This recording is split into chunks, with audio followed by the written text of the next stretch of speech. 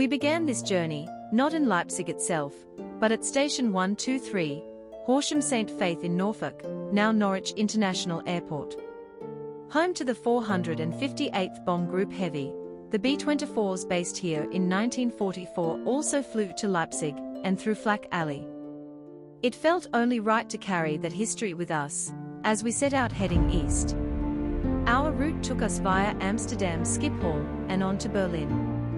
We traveled 3 days before the mandatory introduction of the EU biometric border, and it was chaos, but we made the connection to Brandenburg, just a different part of the capital from the one we filmed in Deutschland 25, quieter, unfamiliar, a reminder that even the cities we think we know still hold other versions of themselves. From Berlin, we chose the train.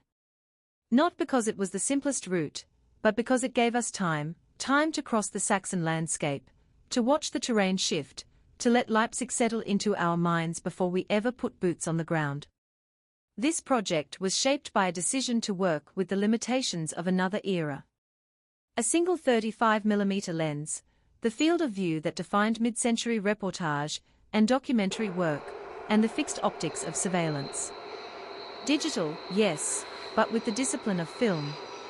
No zoom. No shortcuts. Just the frame, the light, and the distance our feet were willing to travel. The preparation began long before we arrived.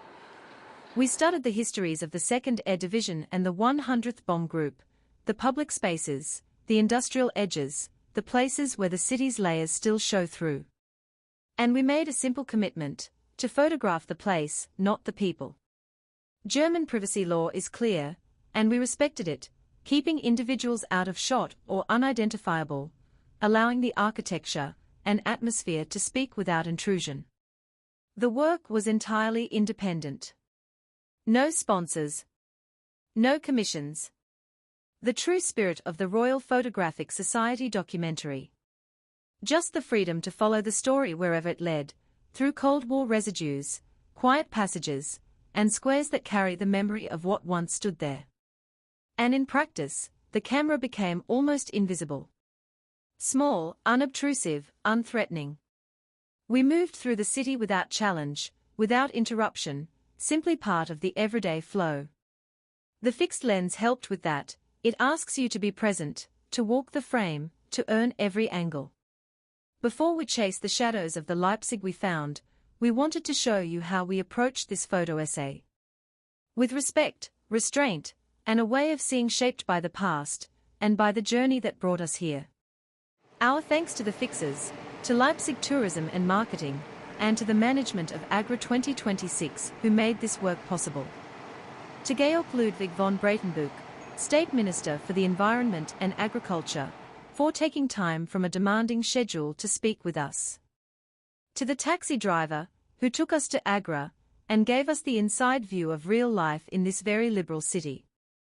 And to the staff at the Hasag Labour Memorial, for an hour of difficult but necessary conversation. And to the American Library here in Norwich, which has given us the ability to screen our film, to the heritage groups associated with the memorial to the 2nd Air Division, 8th Air Force. So now, let us move on to our first shadow shot entirely on the ground, but with our thoughts firmly on the boys above, at 20,000 feet, 82 years ago.